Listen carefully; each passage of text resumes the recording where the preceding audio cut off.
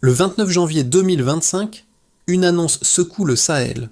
Burkina Faso, Mali et Niger se lient dans une alliance militaire commune, née de l'urgence, et promettent une riposte régionale plus rapide. Pourtant, près de 40% du Burkina Faso demeure sous pression djihadiste, rappelant que la coalition commence au milieu d'un champ de fractures, de frontières poreuses et de méfiance politique. Alors, pour les civils, les routes et les marchés, qu'est-ce que ce pacte change vraiment et jusqu'où Ibrahim Traoré peut-il tenir l'unité sans l'étouffer? Si l'élan se casse, le vide s'élargit et la pression extérieure revient. Cette analyse promet une lecture claire de ce que l'alliance des États du Sahel peut réellement produire, au-delà des déclarations politiques et des symboles militaires. Pour le spectateur, l'enjeu est simple. Comprendre, en 10 minutes, ce qui change concrètement pour la sécurité, la souveraineté et la vie quotidienne. L'Alliance n'est pas seulement une réponse armée à la menace djihadiste, elle teste la capacité de 3 États fragilisés à mutualiser le pouvoir sans se dissoudre dans les rivalités internes. Derrière les communiqués se jouent des arbitrages précis. Qui décide, qui commande et à quel rythme? Dans ce contexte tendu, Ibrahim Traoré apparaît comme un pivot à la fois moteur politique et point de friction potentiel. Si la promesse est tenue, le Sahel pourrait réduire sa dépendance sécuritaire extérieure. Si elle échoue, le coup sera immédiat, fragmentation accrue, retour des pressions régionales et vulnérabilité prolongée des populations. Un point clé apparaît à travers 2 faits qui se percutent. Au moment même où l'alliance des États du Sahel est annoncée, près de 40% du territoire burkinabé reste exposé aux groupes djihadistes, mais certaines zones frontalières enregistrent déjà une baisse mesurée des attaques après les premières de coordination militaire. Ce contraste éclaire le contexte réel dans lequel naît l'Alliance.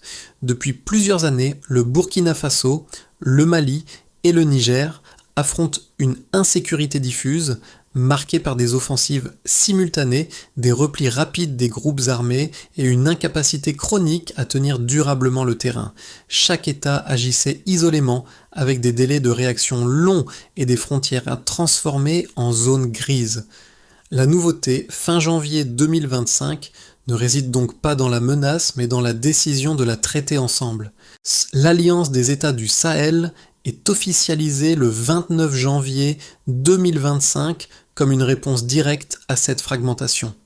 Elle repose sur une logique simple, partager le renseignement, coordonner les alertes et lancer des opérations conjointes sans attendre des arbitrages extérieurs. Dans les jours qui suivent l'annonce, des mécanismes d'échange d'informations sont activés entre Ouagadougou, Bamako et Niamey, réduisant les délais de décision là où ils se comptaient auparavant en jours. Dans ce cadre, Ibrahim Traoré joue un rôle central, non seulement comme chef d'État, mais comme catalyseur politique de la rupture. Depuis son arrivée au pouvoir en 2022, il défend l'idée que la dépendance sécuritaire vis-à-vis des partenaires traditionnels n'a pas inversé la dynamique de la violence. Le retrait de la CEDEAO et la promotion d'une alliance restreinte traduisent cette lecture. Moins d'acteurs, mais plus de réactivité. Cependant, un point d'attention apparaît, une ambiguïté majeure. Les premiers résultats, bien que réels, restent localisés et fragiles. L'alliance démarre alors que le terrain n'est pas reconquis et que les équilibres politiques internes sont instables. La question n'est donc pas seulement de savoir si la coopération fonctionne, mais si elle peut s'élargir sans se fissurer. C'est là que la promesse initiale rencontre déjà ses limites. Sur le terrain, les premiers effets de l'Alliance se lisent à travers des situations concrètes plutôt que des bilans globaux. Dans une zone frontalière entre le Burkina Faso et le Mali, des unités auparavant cloisonnées opèrent désormais selon un schéma coordonné. Les patrouilles mixtes partagent des informations en temps réel, ce qui réduit les angles morts et limite les mouvements opportunistes des groupes armés. Pour les soldats, la différence est immédiate. Moins d'attente, moins d'incertitude, davantage de cohérence dans les ordres reçus. Un second cas apparaît dans le nord du Niger, sur des axes logistiques longtemps considérés comme impraticables. L'intégration partielle des capacités aériennes permet de sécuriser certains corridors pendant des fenêtres limitées, mais répétées. Cela ne signifie pas une reconquête totale, mais un changement de rythme. Là où les convois évitaient dans ces routes pendant des semaines, ils recommencent à circuler par intermittence, sous protection conjointe.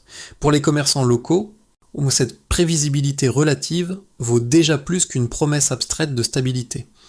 Ces impacts précoces restent modestes, mais ils modifient la perception du risque. Dans plusieurs localités, les marchés rouvrent sur des créneaux courts, les déplacements reprennent sous conditions et certaines familles osent revenir après des mois d'exil interne. L'Alliance ne supprime pas la peur, elle la repousse temporairement. Cette nuance est essentielle pour comprendre la dynamique en cours. Cependant, ces micro-avancées soulignent aussi une réalité plus large. La réussite de l'Alliance dépend moins de ses annonces que de sa capacité à répéter ses effets dans la durée. Tant que ces résultats restent localisés, ils nourrissent l'espoir sans garantir la bascule. En fait, le véritable enjeu est donc clair, transformer des gains tactiques dispersés en stabilité cumulative. Avant la création de l'Alliance des États bas du Sahel, la séquence sécuritaire suivait un schéma désormais bien connu. Chaque pays faisait face à la menace djihadiste selon ses propres capacités, ses contraintes politiques et ses partenariats extérieurs. Les attaques se succédaient souvent de manière simultanée sur plusieurs frontières, exploitant l'absence de coordination régionale. Lorsqu'une offensive frappait une zone burkinabé, les groupes armés pouvaient se replier vers le Mali ou le Niger, profitant de frontières poreuses et de délais de réaction prolongés. Les décisions militaires, fragmentées, prenaient parfois plusieurs jours, laissant le terrain à l'initiative adverse. Dans ce contexte, où la pression s'accumulait sur les populations civiles. Les axes routiers devenaient imprévisibles, les marchés fermaient de façon répétée, et les déplacements internes s'intensifièrent. Les armées nationales, bien que mobilisées, opéraient en silo. Les échanges de renseignements existaient, mais restaient ponctuels et dépendants d'accords bilatéraux souvent fragiles. Cette situation nourrissait un sentiment d'impasse stratégique où l'effort militaire semblait constant, mais les résultats insuffisants pour inverser durablement la dynamique.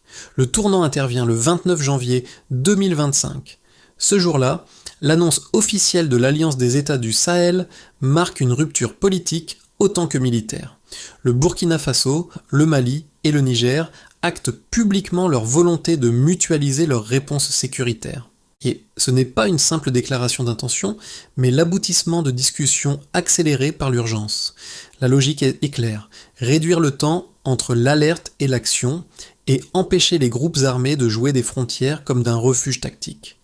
Dans les heures qui suivent l'annonce, les premiers ajustements sont engagés. Des canaux de communication directs sont établis entre les états-majors. Les protocoles d'alerte sont harmonisés, permettant une circulation plus fluide de l'information. Là où les échanges prenaient auparavant la forme de rapports différés, ils deviennent plus immédiats, centrés sur l'exploitation opérationnelle du renseignement. Cette accélération ne change pas instantanément la situation sur le terrain, mais elle modifie la manière dont les menaces sont traitées. Les premiers jours après la création de l'Alliance voient émerger des opérations coordonnées limitées, mais symboliquement fortes. Dans certaines zones frontalières, les forces burkinabées et maliennes synchronisent leurs mouvements pour fermer temporairement des couloirs de circulation utilisés par les groupes djihadistes. Au Niger, l'intégration partielle des moyens aériens permet de sécuriser des axes logistiques pendant des périodes ciblées. Ces actions ne constituent pas une reconquête totale, mais elles rompent avec la logique réactive qui prévalait auparavant. Ibrahim Traoré apparaît à ce moment comme l'un des moteurs de cette bascule. Son choix de rompre avec les cadres régionaux jugés inefficaces, notamment la CEDEAO, s'inscrit dans cette séquence avant-après. Pour lui, l'enjeu n'est pas seulement de renforcer l'outil militaire, mais de redéfinir le centre de décision. En réduisant le nombre d'intermédiaires, il cherche à gagner en vitesse et en lisibilité stratégique. Cette approche, toutefois, concentre aussi l'attention et les attentes sur sa capacité à maintenir l'équilibre au sein de l'Alliance. Après l'annonce, la dynamique change, mais les contraintes demeurent. Les attaques ne disparaissent pas et certaines zones restent hors de contrôle. Cependant, le rythme n'est plus le même. Les groupes armés doivent composer avec une réponse moins prévisible et parfois plus rapide. Pour les États membres, l'après-alliance n'est pas synonyme de victoire, mais d'une nouvelle phase, celle où chaque action est scrutée comme un test de crédibilité. Cette séquence avant-après révèle ainsi l'essentiel. L'alliance n'efface pas les faiblesses structurelles, mais elle modifie le cadre dans lequel elle s'exprime. Le véritable enjeu, désormais, est de savoir si cette dynamique peut être soutenue au-delà de l'effet d'annonce ou si elle s'érodera sous le poids des tensions internes et des pressions extérieures. Avant l'alliance, les délais de réaction face aux attaques se comptaient en jours. Après sa mise en place, certaines réponses conjointes interviennent en moins de 24 heures. Ce basculement de rythme constitue le premier indicateur mesurable, car il conditionne l'efficacité de tous les autres leviers sécuritaires. La centralisation partielle du renseignement et l'harmonisation des alertes réduisent la latence décisionnelle, là où les chaînes de commandement séparées multipliaient auparavant les frictions. Un premier chiffre synthétise cet effet initial. Moins 30% d'attaques observées dans certaines zones frontalières 6 mois après la création de l'Alliance.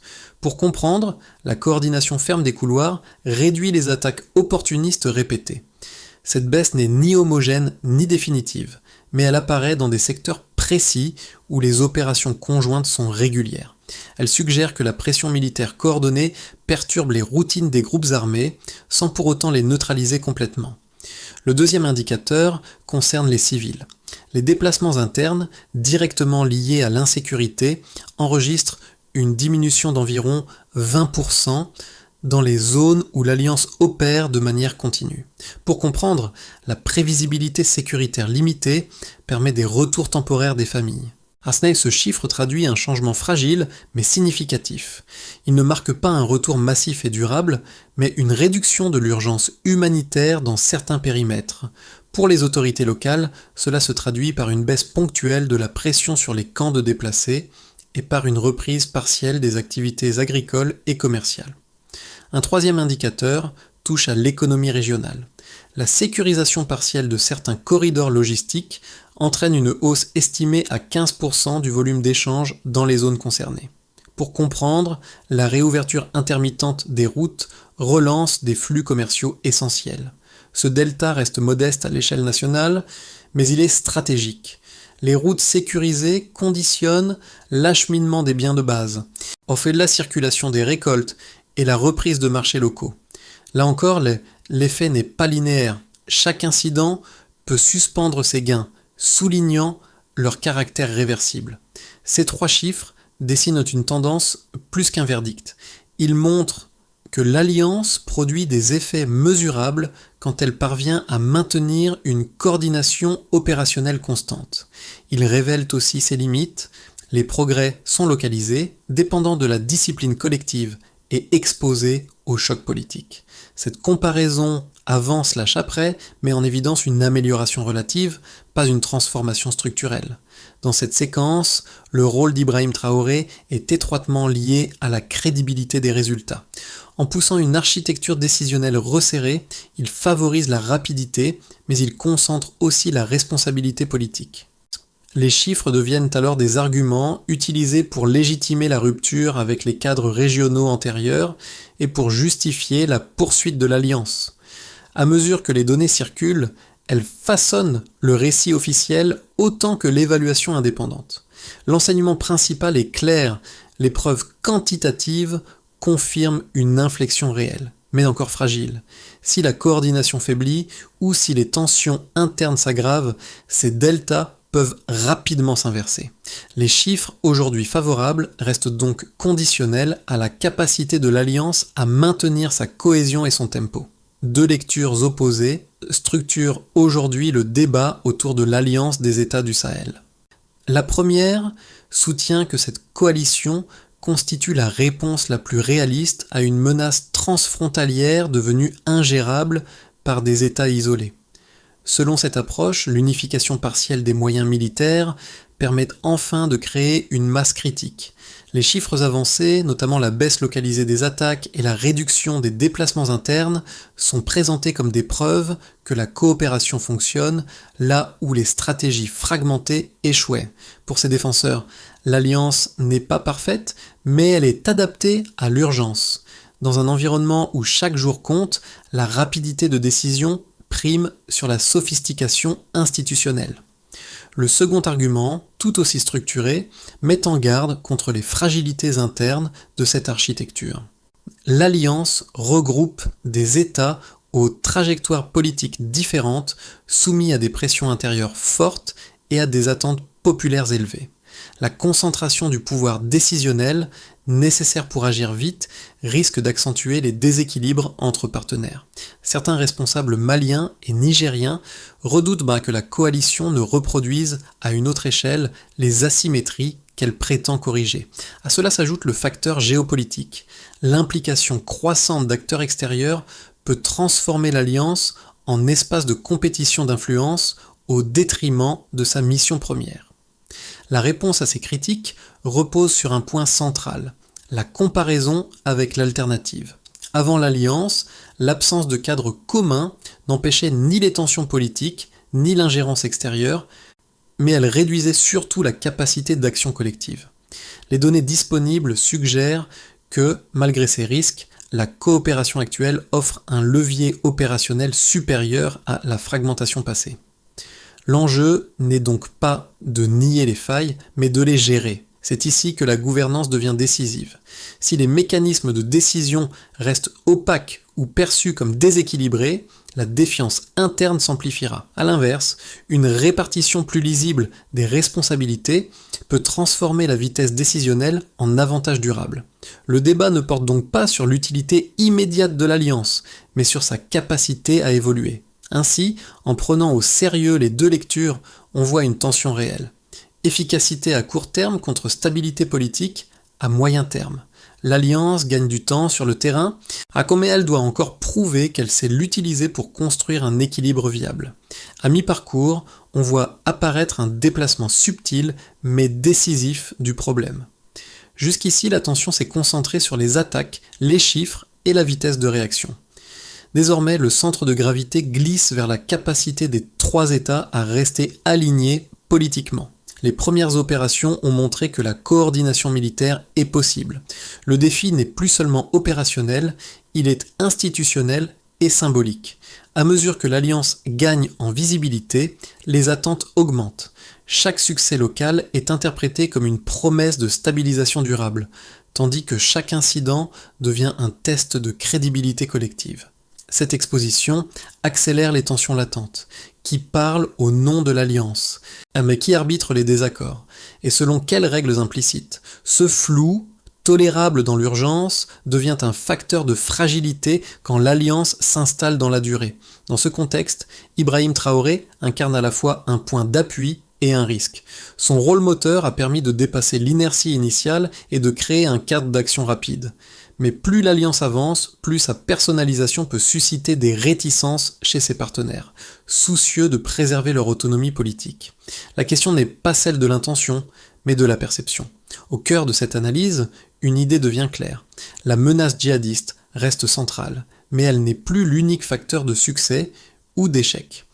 L'issue dépend désormais de la capacité de l'Alliance à transformer une coopération de crise en architecture durable, sans rompre l'équilibre entre efficacité et légitimité.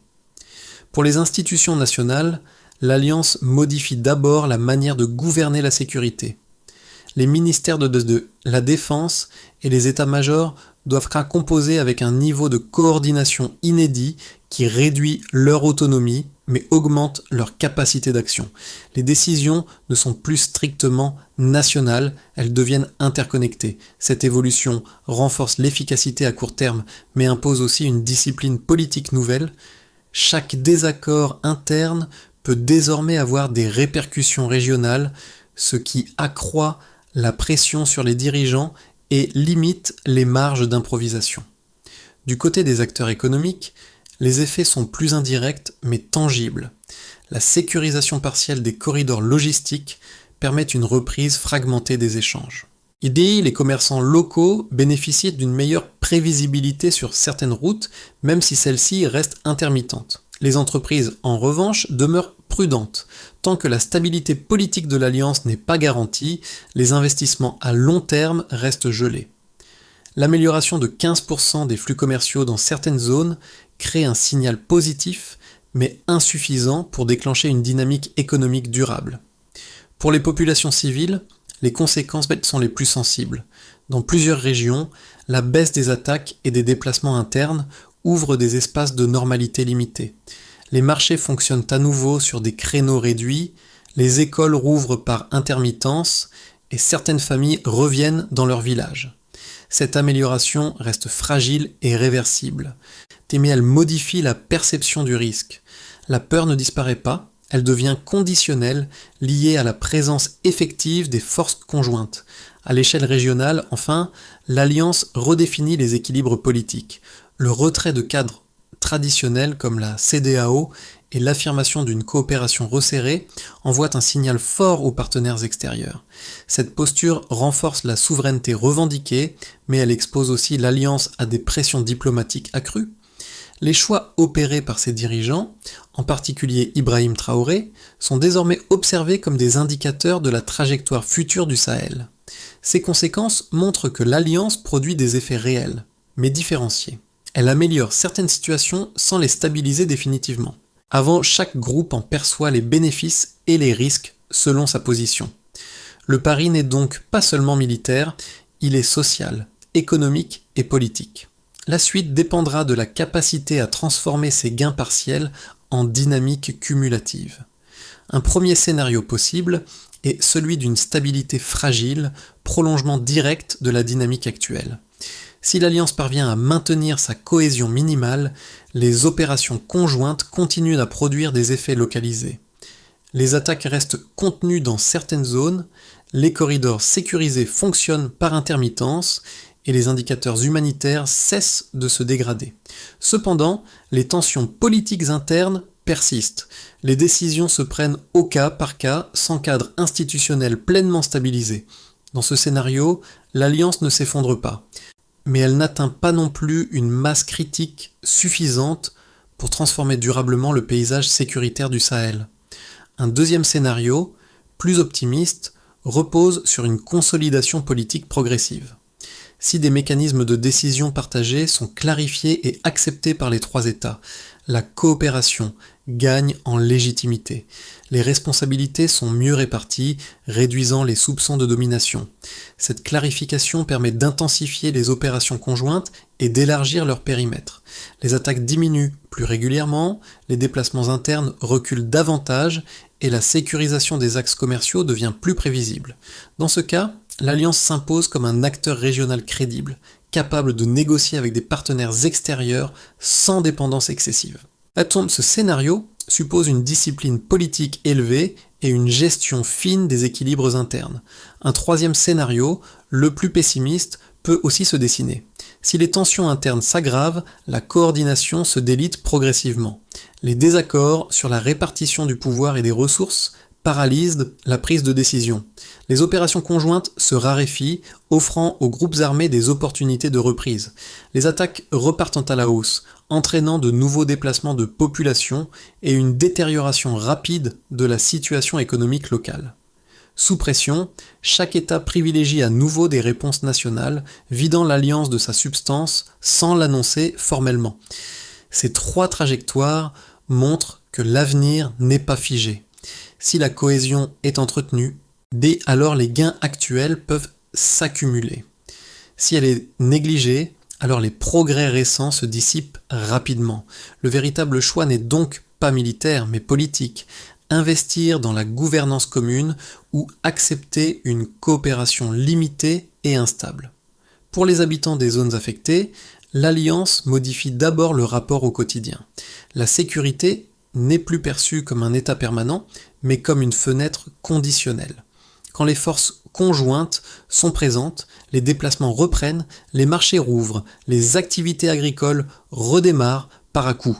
Cette normalité partielle reste fragile, mais elle change les décisions individuelles. Quand partir, quand revenir, quand investir un champ ou rouvrir un commerce. Le risque n'a pas disparu, il devient calculé. Pour les acteurs économiques locaux, le changement est plus prudent. Les commerçants et transporteurs profitent d'une meilleure lisibilité sur certains axes, ce qui réduit les pertes immédiates. En revanche, les entreprises de taille moyenne attendent des signaux politiques plus clairs avant d'engager des capitaux durables. La sécurité intermittente permet de survivre, pas encore de planifier. Dans cette attente, chaque incident est interprété comme un test, simple accroc ou signe d'une fragilité structurelle. Pour les fonctionnaires et administrations locales, l'Alliance introduit une contrainte nouvelle. Les politiques publiques doivent désormais s'adapter à une sécurité variable selon les zones et les périodes. Cela complique la planification scolaire, sanitaire et logistique. Les services de base avancent par phase, ils sont dépendants de la présence effective des forces conjointes. Cette réalité oblige à une gouvernance plus flexible, mais aussi plus exposée aux critiques en cas de recul. Pour le spectateur extérieur, enfin, l'enjeu est de comprendre que la situation n'est ni une victoire ni un échec. L'Alliance crée des marges de manœuvre là où il n'y en avait plus, sans offrir de garantie absolue. Elle montre que la coopération régionale peut produire des effets mesurables, tout en révélant combien ces effets restent conditionnels. Le message central est donc nuancé. Le changement est réel, mais il exige du temps, de la cohérence et une gestion fine des attentes. Ainsi, ce que vit le Sahel aujourd'hui n'est pas une stabilisation achevée, mais une transition sous tension. Observer cette phase permet de mesurer ce qui est possible, et ce qui reste à construire. La stabilité durable de l'alliance des États du Sahel ne se décidera pas uniquement sur le terrain militaire. Les prochaines étapes sont cruciales pour transformer les gains initiaux en une dynamique régionale plus vaste. D'abord, il s'agit de stabiliser la gouvernance interne. Chaque pays membre doit renforcer sa capacité à prendre des décisions communes sans remettre en question l'autonomie de chacun. Cela implique une clarification des rôles au sein de l'Alliance, avec une représentation permanente et des protocoles de prise de décision. L'objectif est de réduire les frictions internes et de rendre la gouvernance plus transparente. Le succès sera mesuré par la rapidité et l'efficacité des décisions stratégiques prises en situation de crise. C'est avec un objectif de réduction du délai de réponse à moins de 6 heures. Ensuite, il devient essentiel de unifier les protocoles de renseignement. Actuellement, chaque pays possède ses propres systèmes de collecte et d'analyse des informations, ce qui ralentit la réaction face aux attaques djihadistes. Une harmonisation de ces systèmes est indispensable pour accroître la réactivité de l'Alliance. Cela inclut la fusion des bases de données de renseignement et l'intégration des plateformes de communication entre les États membres. Le succès de cette étape sera mesuré par une réduction de 50% du temps de réaction aux alertes. Puis, un autre levier majeur est la sécurisation des corridors logistiques majeurs. Ces routes sont essentielles à la fois pour la circulation des biens et pour la stabilité économique de la région. L'Alliance doit intensifier ses patrouilles mixtes, renforcer la surveillance aérienne et garantir une protection continue des axes de transport. Le succès de cette étape sera mesuré par la réduction des embuscades et la réouverture régulière des routes commerciales. Parallèlement, il faut aussi développer des capacités locales. L'Alliance ne pourra pas se maintenir sans l'implication directe des communautés locales. La formation de brigades communautaires supervisées par les armées nationales est essentielle pour assurer une présence sécuritaire durable. Le succès sera mesuré par la réduction des déplacements internes dans les zones sécurisées, avec un objectif de baisse de 30% sur une année. Enfin, un dernier point déterminant est de renforcer l'équilibre politique entre les 3 États membres. La consolidation de l'Alliance passe par un dialogue constant entre les chefs d'État, facilité par Ibrahim Traoré. Une répartition plus claire des responsabilités et des ressources réduira les tensions internes. Le succès sera mesuré par le nombre de décisions stratégiques prises sans opposition interne dans un délai de moins de 48 heures. Ces 5 étapes sans sauce sont ambitieuses, mais elles constituent le seul moyen pour l'Alliance de transformer son potentiel en une force régionale résiliente. La réussite de l'Alliance dépendra de sa capacité à gérer la complexité de sa gouvernance, tout en maintenant une pression constante sur les menaces extérieures. Si ces étapes sont franchies avec succès, l'Alliance pourrait redéfinir le rôle du Sahel dans la lutte contre le terrorisme et la géopolitique régionale. Ibrahim Traoré, en tant que leader central, incarne l'issue du dilemme du Sahel. poursuivre la rupture avec l'ancien ordre ou tomber dans les pièges de la fragmentation. Le chemin qu'il a tracé, en rassemblant ces États sous une même bannière malgré les divergences, n'est pas sans coût. Mais à chaque décision, il redéfinit l'avenir de la région, porteur d'un défi historique, ne pas céder à la tentation de la division. Le Sahel n'est pas qu'un terrain militaire, c'est un laboratoire politique où les enjeux humains se jouent en coulisses. Ibrahim Traoré, qui a pris des décisions audacieuses, doit maintenant faire face à la pression de son propre peuple, des alliés, mais aussi des observateurs internationaux. La stabilité du Sahel réside dans la manière dont il va gérer cette pression et naviguer dans un environnement où chaque geste compte. Ce retour à l'essentiel révèle l'équilibre fragile entre ambition et réalité. La question est simple, quelle sera la voie choisie ? Celle de l'unité régionale ou celle du repli ? Le Sahel se trouve à un carrefour crucial et chaque acteur, qu'il soit gouvernemental, militaire ou civil, a un rôle à jouer dans cette transformation en cours. Au-delà des décisions prises par les leaders politiques, c'est la volonté collective qui déterminera l'avenir de la région. Que pouvons-nous faire, à notre échelle, pour soutenir cette dynamique sans imposer de solutions extérieures ? Dans cette période incertaine, la question est de savoir comment nous pouvons tous contribuer à ce changement, à commencer par la réflexion. Que faire pour soutenir une alliance qui tente de réécrire son avenir en dehors des structures traditionnelles ? Mais quelles actions peut-on envisager pour garantir que l'alliance des États du Sahel ne se limite pas à un projet militaire, mais devienne un modèle de gouvernance régionale durable ? Ce débat est ouvert à tous. L'avenir du Sahel, de l'Afrique et de la coopération internationale est entre nos mains.